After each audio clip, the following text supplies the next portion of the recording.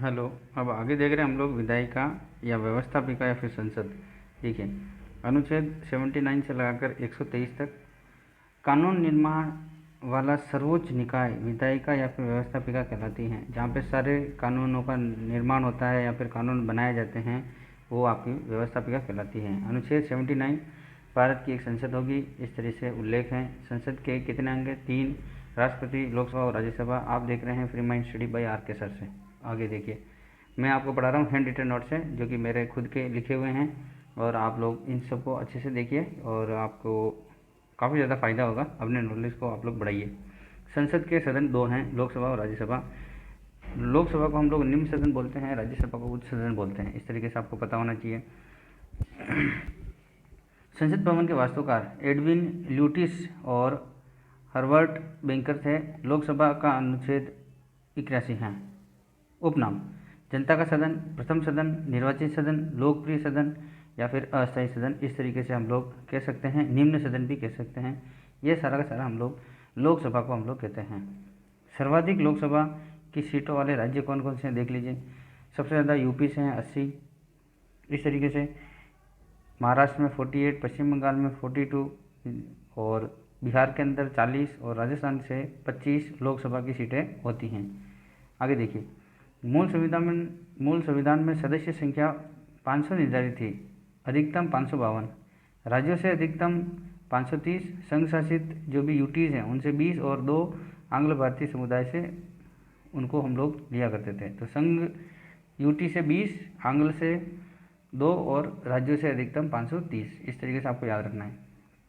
वर्तमान में लोकसभा सदस्यों की संख्या जो है 543 है, क्योंकि जो आंग्ल वाले हैं 2 इनको हटा दिया गया है, क्योंकि 104वां संविधान संशोधन 1920 के तहत इस तरह से कर दिया गया। जो आंग्ल भारतीय पहले लिया करते थे वो हटा दिए हैं। ठीक है, आगे बढ़िए। लोकसभा सदस्यों का निर्वाचन चुनाव प्रणाली फर्स्ट पोस्ट द पोस्ट, मतलब जो जीतेगा वही आपका सदस्य बन जाएगा। इस तरीके से जिसका निर्वाचन डायरेक्ट चुनाव करती हैं लोकसभा के सदस्यों का। निर्वाचन जनता के द्वारा प्रत्यक्ष रूप से सार्वभौमिक वयस्क मताधिकार, गुप्त मतदान व साधारण बहुमत प्रणाली से होता है। मनोनयन अनुच्छेद 331 राष्ट्रपति आंग्ल भारतीयों से 2 सदस्यों का मनोनयन करेगा। इस तरीके से ऐसा लिखा हुआ है अनुच्छेद 331 में। नोट: 104वां संविधान संशोधन 2019-20 के तहत अनुच्छेद 331 व 333 को निष्प्रभावी कर दिया गया है, जो मैंने आपको अभी बताया। लोकसभा सदस्यों की योग्यता न्यूनतम 25 वर्ष की होनी चाहिए। कार्यकाल सामान्यतः 5 साल का होता है। अस्थायी सदन होता है। राष्ट्रपति द्वारा कभी भी भंग या निलंबित किया जा सकता है। लोकसभा के अधिवेशन 1 वर्ष में कम से कम 2 बार, प्रथम अधिवेशन के आखिरी दिन या द्वितीय अधिवेशन के प्रथम दिन के मध्य 6 माह से ज़्यादा का अंतर नहीं होना चाहिए। इस तरीके से गणपूर्ति 1/10 सदस्य होने चाहिए। लोकसभा के पदाधिकारी, इनका उल्लेख जो है अनुच्छेद 93 में है। इनका अध्यक्ष और उपाध्यक्ष इस तरीके से हम लोग कह सकते हैं। एक होता है अध्यक्ष और दूसरा होता है उपाध्यक्ष। अनुच्छेद 94 लोकसभा में पदाधिकारियों को पद से हटाने की जो प्रक्रिया क्या है वो इस तरीके से अनुच्छेद 94 में उल्लेखित है। अनुच्छेद 95 पदाधिकारियों के कार्य क्या क्या कार्य करेंगे इस तरीके से। सदन में शांति व अनुशासन बनाए रखना, सदस्यों को विषय पर बोलने की अनुमति दी जाएगी। इस तरीके से लोकसभा अध्यक्ष जीवी मावलंकर भारतीय संसद के पितामह कहलाते हैं और पद पर रहते हुए इनकी मृत्यु हो गई। बलराम जाखड़ सबसे लंबा कार्यकाल रहा। बलराम भगत सबसे कम कार्यकाल। पहली महिला लोकसभा अध्यक्ष मीरा कुमारी सारियागंज से थी और 15वीं लोकसभा में ये मीरा कुमारी रही थी, जो कि बिहार से। दूसरी महिला लोकसभा अध्यक्ष सुमित्रा महाजन इंदौर से, MP इंदौर से। लोकसभा अध्यक्ष अभी ओम बिरला जी हैं, जो कि कोटा राजस्थान से हैं। देखिए आगे, लोकसभा अध्यक्ष अपना त्यागपत्र उपाध्यक्ष को देता है और उपाध्यक्ष अपना त्यागपत्र अध्यक्ष को देता है। इस तरीके से अब देखते हैं हम लोग राज्यसभा। अनुच्छेद 21 में राज्यसभा का उल्लेख है। इसका उपनाम है राज्यों की सभा, मनोनीत सदस्य या फिर मनोनीत सदन, स्थायी सदन, उच्च सदन। इस तरीके से हम लोग बहुत सारे नाम इनका उपनाम कह सकते हैं। आगे देखिए, सदस्य की संख्या अधिकतम कितनी होगी? निर्वाचित 238, मनोनीत 12 जो कि राष्ट्रपति करेंगे और ये अलग अलग क्षेत्रों से होंगे। कुल मिलाकर 250। वर्तमान में सदस्य संख्या 245, निर्वाचित 233, मनोनीत 12। निर्वाचन की प्रक्रिया क्या रहेगी देख लीजिए। जनता द्वारा अप्रत्यक्ष रूप से अनुपातिक प्रतिनिधित्व की एकल संक्रमणीय मत प्रणाली द्वारा राज्य की विधानसभा के सदस्यों द्वारा किया जाएगा। इस तरीके से योग्यता न्यूनतम 30 साल आयु होनी चाहिए। कार्यकाल 6 वर्ष तक होता है सदस्यों का। प्रति 2 वर्ष के बाद 1/3 सदस्य वो कार्य मुक्त हो जाते हैं। इस तरीके से किसी बैठक के लिए न्यूनतम सदस्यों की उपस्थिति गणपूर्ति या कोरम कहलाती हैं। अब अधिवेशन 1 वर्ष में 2 बार। पदाधिकारी पदेन सभापति या फिर उप सभापति इस तरीके से होता है। इनका उल्लेख जो है अनुच्छेद 89 के अंदर लिखा हुआ है। नोट, अनुच्छेद 64 में कहा गया है कि भारत का उपराष्ट्रपति राज्यसभा का पदेन सभापति होगा। इस तरीके से लिखा हुआ है। प्रथम पदेन सभापति सर्वपल्ली राधाकृष्णन व उप सभापति SV कृष्णमूर्ति रहे।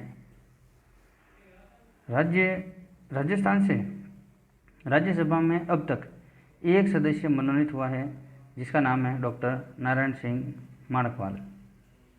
आगे देखिए, जो कि 2003 से लगाकर 9 तक रहे। नशा मुक्ति अभियान चलाया था इन्होंने, इस वजह से।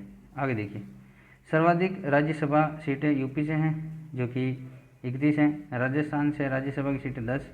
राजस्थान से संसद में कुल सदस्य संख्या 35। कैसे? 25 तो आपकी लोकसभा में और 10 हो गई आपकी राज्यसभा में। राज्यसभा में राजनीतिक आरक्षण नहीं है। राज्यसभा स्थायी सदन है। इसे राष्ट्रपति द्वारा भंग या निलंबित नहीं किया जा सकता। अब देखिए संसद की शक्तियाँ क्या क्या हैं। दोनों सदनों की अपनी अपनी अलग अलग समान शक्तियाँ हैं। इस तरीके से आप लोग याद रखिए। साधारण विधेयक के संबंध में क्या बात कह सकते हैं हम लोग। देखिए साधारण विधेयक क्या होता है। देखिए साधारण विधेयक संसद के किसी भी सदन में रखा जा सकता है। साधारण विधेयक को लेकर दोनों सदनों में गतिरोध पैदा होने पर अनुच्छेद 108 के तहत राष्ट्रपति संयुक्त अधिवेशन बुलाता है। इस तरीके से बात कर सकते हैं। संयुक्त अधिवेशन की अध्यक्षता लोकसभा अध्यक्ष, उपाध्यक्ष, राज्यसभा का उपसभापति करता है। इस बात का आपको ध्यान रखना है। अब तक 3 बार अधिवेशन बुलाया गया है। कौन कौन से तारीख को है आप लोग देख लीजिए। मई 1961, मई 1978 और मार्च 2002 को। आगे देखिए, दोनों सदनों के सभी सदस्य उपराष्ट्रपति का चुनाव करते हैं। दोनों सदनों के निर्वाचित सदस्य राष्ट्रपति के चुनाव में भाग लेते हैं, लेकिन निर्वाचित न कि मनोनीत। राष्ट्रपति के चुनाव में मनोनीत सदस्य भाग नहीं लेते हैं। इस बात का मैंने आपको पहले से बता रखा है। धन विधेयक के संबंध में अनुच्छेद 110। धन विधेयक है या नहीं, इसकी पुष्टि कौन करता है, ये भी हम लोग आपको बता देते हैं। देखिए, धन विधेयक राष्ट्रपति की पूर्व स्वीकृति से निम्न सदन लोकसभा में रखा जाएगा। कोई धन विधेयक है या नहीं, इसका पुष्टि का कौन करता है, लोकसभा अध्यक्ष, जो कि अभी लोकसभा अध्यक्ष ओम बिरला जी। आगे देखिए, लोकसभा द्वारा पारित धन विधेयक को राज्यसभा अपनी सिफारिशों सहित 14 दिनों के भीतर पारित कर दें, नहीं तो स्वतः ही पारित माना जाता है। इस तरीके से आपको याद रखना है। राज्यसभा की विशेष शक्तियाँ क्या है आपको देखना है। अनुच्छेद 249 राज्यसभा राज्य सूची के किसी विषय को 1 वर्ष के लिए राष्ट्रीय महत्व का विषय घोषित कर सकती हैं। 1 वर्ष बाद पुनः उसी विषय को राष्ट्रीय महत्व का विषय घोषित किया जा सकता है।